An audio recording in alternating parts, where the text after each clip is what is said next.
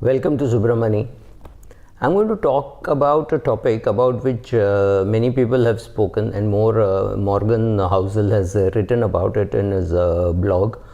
And I would take a little from where he talks, and I'll take off a little. So he talks about getting rich and staying rich, right? So getting rich can happen through various means. One is you can inherit money. You can be the son of a poor man, but your uncle could leave you money, so you could inherit that way. You could play a great sport. You could be a cricketer, you could be a tennis player, you could be a golfer, you could be in films. Any of these things give you quick money and a lot of money, right? You could also earn well getting your ESOPs and things like that, but there I think the money will come little more gradually. Earning money is not very easy. I'm not even for a minute pretending that earning money is easy, because you may do some trades, earn money in the markets, but very quickly lose them also, right? So for whatever reasons you may make or you may not make, even assuming that you've made money, keeping the money is far more challenging than making the money, and very many people have been reduced to penury, and they've gone and pleaded that they're bankrupt they've gone to the courts and said they're bankrupt. What they are may be different, but at least you have to stand up in the court and say you've got liabilities far greater than the assets that you have. Whoever thought that Dhirubhai Ambani's son will stand in a court in London and say I have no money, right? My money is over. I'm not even getting into the truth, but the thing is, he had to stand there in the court and say I can't pay people because I've run out of money. Whatever you say, it's an ego crushing thing. It's easy to say, oh, he's got money, he's stashed away in his wife's name, and I'm not getting into all that, but I'm just saying, to be able to stand there, many of us will not be able to do, at least I will not be able to do, saying sorry, I borrowed more than what I can repay and I don't have money, right? But you will have to do that in the bankruptcy court. Be that as it may, it's very important that when you earn money, the money gets invested well. Now, God plays very funny games. Now, suppose God decides to give you 20 crores in your life, right? From your age of say 25 till your age of 55, right? 30 years. God decides to give you, say, let's say 30 crores. Let's make it 30 crores because it's easier, right? So 30 years, 30 crores.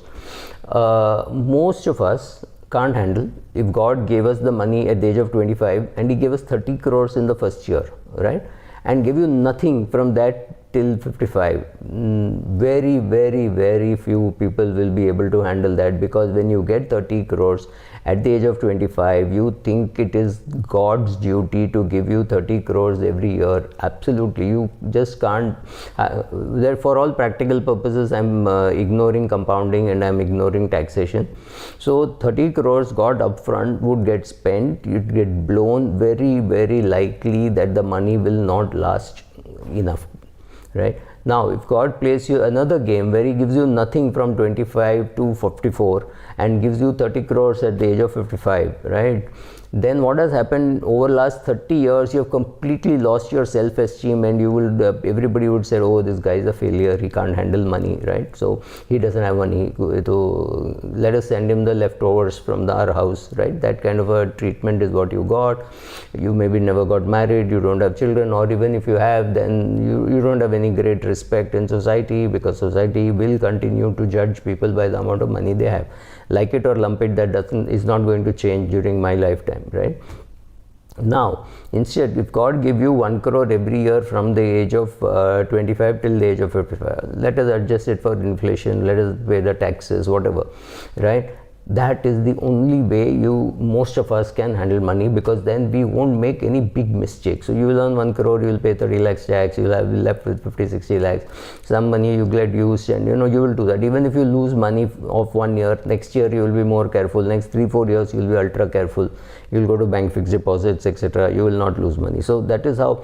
But when people get big chunky money, right, like Jesse Livermore, who got chunky money Believe it or not, he went short in the on the market in 1929 and he got $3 billion equivalent adjusted for inflation. That's the kind of money that he got, and that's the kind of money which he blew, because when you are so sure that you can short and make money, you will continue to short.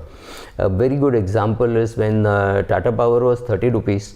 A friend of mine who likes to go short in the market, he had made a lot of money shorting Tata Power from 80 to 30, right? So at 30, when I was contemplating buying, I called him. He's my old friend. So I called him and I said, what do you think of Tata Power? He said, great share to go short. I short from 80 right up to 30 and I made a lot of money. I said, let me give you a tip. Go long, you will make more money. He actually went long with a nice big number of shares and he sold off at 60 or 65, but he made so much money. Because what happens is, when you make money doing one particular thing, you think you're getting better and better at it, so you go on doubling. So I made money shorting 50 shares, then I short 500 shares, then I short 5,000 shares. That's what we do. And suddenly you realize that the share to be shorted is not the one which I've already short.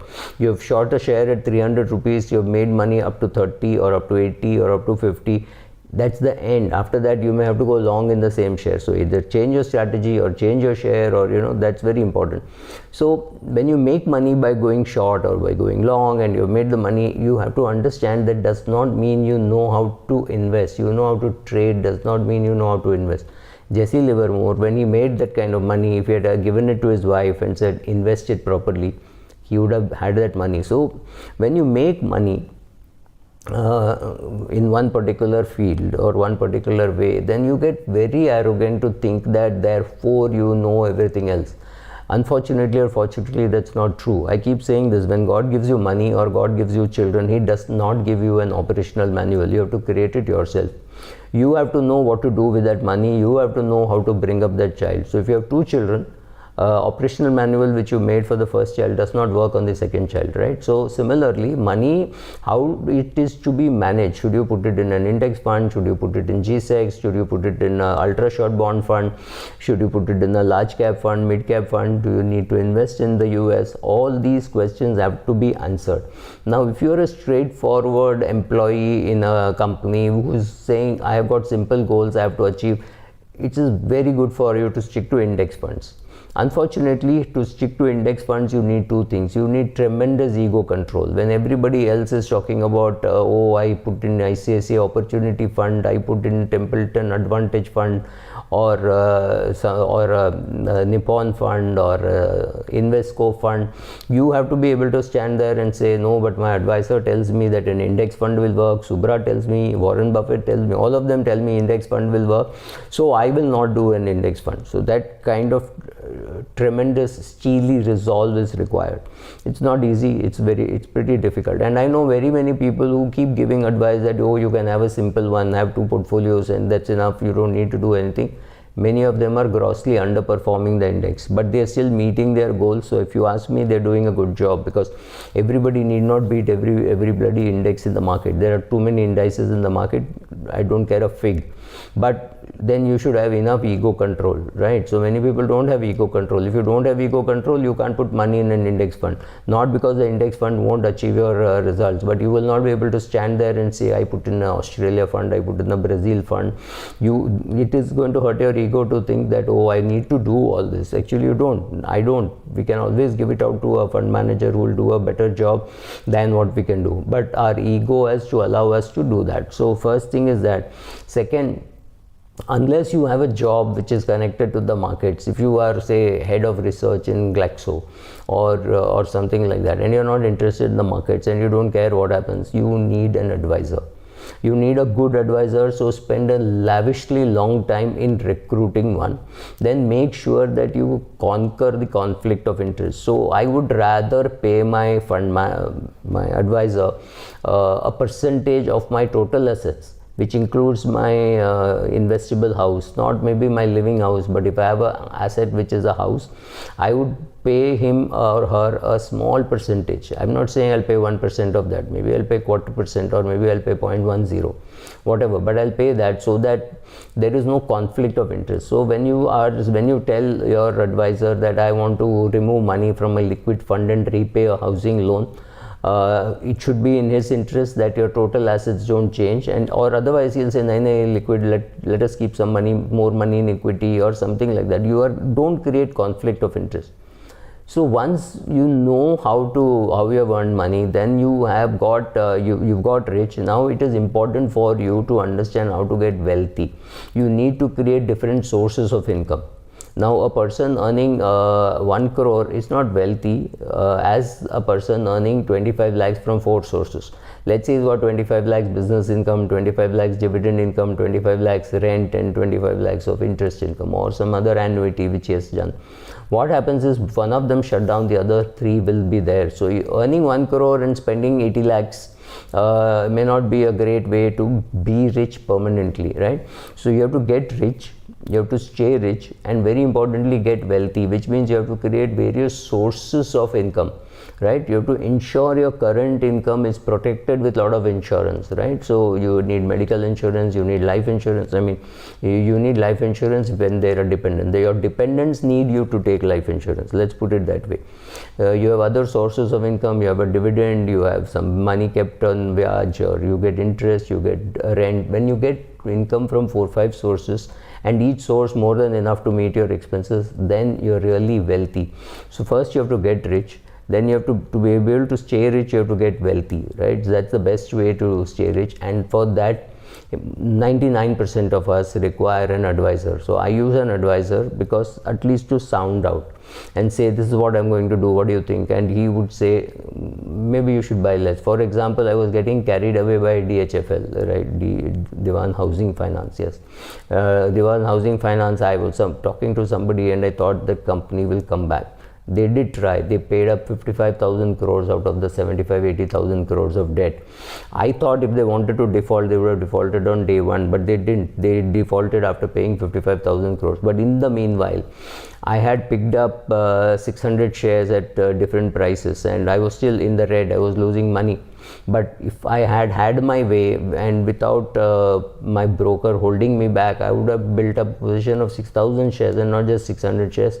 And I would have lost very heavily because the company went fat. So to hold you back, to do your proper asset allocation, to know when to jump full, where to do an SIP and then add on a lump sum, all these things my advisor helps me a lot. So you choose getting rich, staying rich, getting wealthy, using an advisor. All this is important for you to get rich and stay wealthy. Thank you. And when I say get rich, stay wealthy, using your advisor, all this is important. You have to have the humility to listen to them. That's very important, right? You don't say that, oh, I'm a great cricketer, so I know how private equity works. You don't.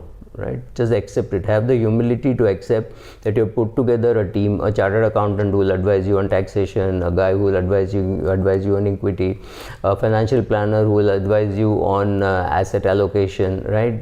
So the guy who was doing asset allocation for Vinod Kambli and Sachin Tendulkar would have given similar advice, but it would have been very bad advice for Vinod Kambli because the cash flow stopped much earlier. And it would have been great advice for Sachin Tendulkar because the cash flows kept coming and they are continuing to come even though he does not play cricket, right? So you don't know how to predict the future. So you don't know how to predict the future about yourself. It's very difficult even for your financial advisor when your income is so erratic, but you need somebody who will advise you on insurance, on investing, on direct equity, on mutual funds, on taxation. Obviously it has to be an umbrella, one person heading everything or whatever combination, and you have to have the humility of saying, I'm a great cricketer, I'm a great singer, I'm a great actor, that's fantastic, but I don't understand finance. I will go by what these people say. I will trust them. I'll keep verifying. Every year I will sit and do a review. Maybe I will do that, but will I try to do it on my own? Answer is no. It could be a disaster. So thank you.